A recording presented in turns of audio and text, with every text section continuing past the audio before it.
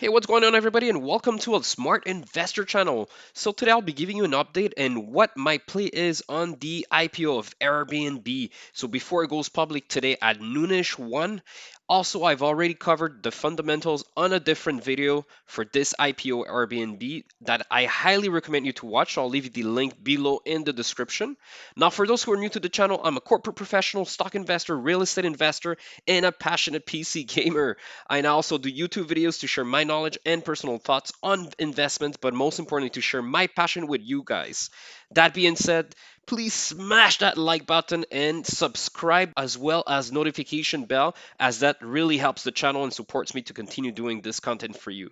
So that being said, let's move on. All right, guys, so let's cover Airbnb. For those who don't know, the ticker symbol is ABNB. So take note of that, because if you're playing today, you better know that ticker symbol.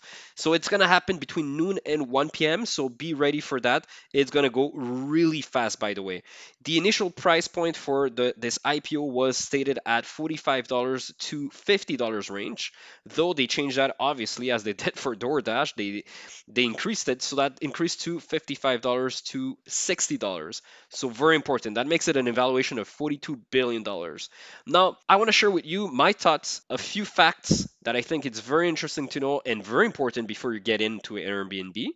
And I've already given you the fundamentals, the strategies, different ones that you can use on a different video. So I'll leave a description in the description a link to that video I just made actually a couple of days ago, and also to another IPO that I found a fantastic company, C3AI. That was a new IPO this week as well. I'll leave the link below as well. So that being said, let's get to it. All right, guys. So this company, I really love it. It's a niche. It's a unique experience.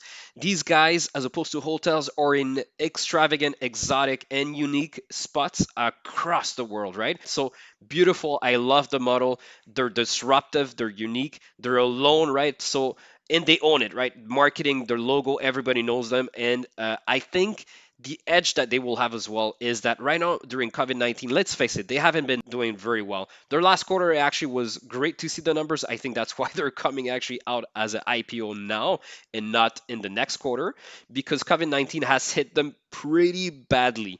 And this becomes then an advantage for us in terms of a recovery stock, right?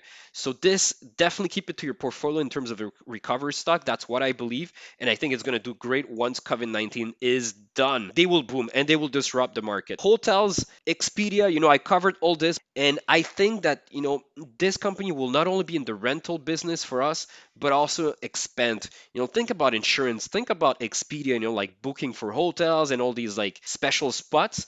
I think they can do well, guys, very well, and they can increase their value in the market. So keep that in mind as well. Huh? They're not only doing this, I think they're going to expand in the future for sure, especially coming as a public now, and that they're going to raise a lot of money.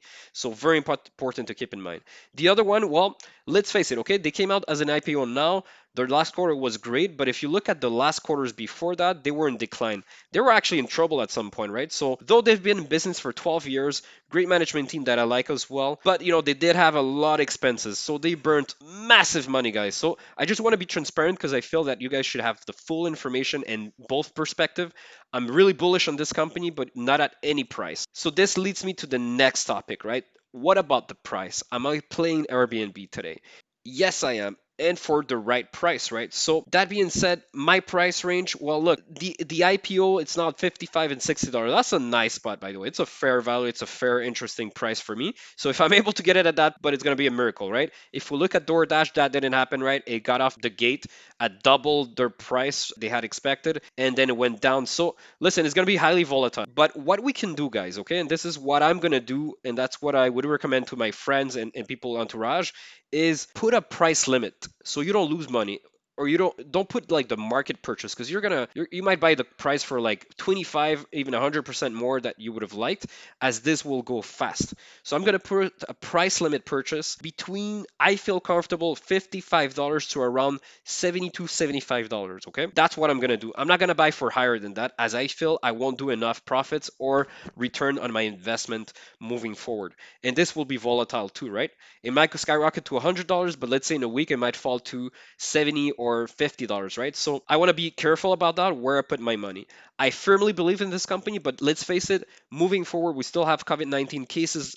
Death cases, unfortunately, are still very high. You saw the market, it's been red massively yesterday, and today might actually be again, right? So I want to be careful. So that being said, listen, guys, if it goes, like I said, beyond 72.75, I'm not buying in. I will put a price limit on that, and I will try to get from the get-go, right from the opening. If I don't get that price, I'm going to wait for the midday, because if we look at DoorDash, what happened is midday, they had the lowest price range, and then it went up, and now after market it went, it's stabilizing. So if you want to wait for a good opportunity and you don't want to play this from the get-go, then wait for midday. You might have better price there. Also, I already told all the scenarios that are possible in my last video on this IPO, so look it up on my description. But you might also want to be on the sidelines, and that's okay, guys. There's a lot of volatility in the market. It's a bloody bath in the market as well. So if you want to keep cash loaded and wait for a good price range and not be like in the hype here, then wait for this whole this whole hype to actually go away, right? Wait a few days and weeks, and then look for that price that you're looking into to buying this company. So listen, those are my thoughts. Let me know what you think. Are you playing? Actually, I want to know,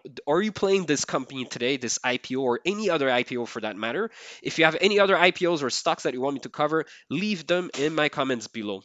So that being said, guys, please smash that like button if you like the content today, and subscribe as well. Hit that bell notification. It really supports the channel and supports me, and I really appreciate it, guys. So on that note, guys, have a great day. I hope you're going to make tons of profits on this IPO, and I'll see you next time. Peace out.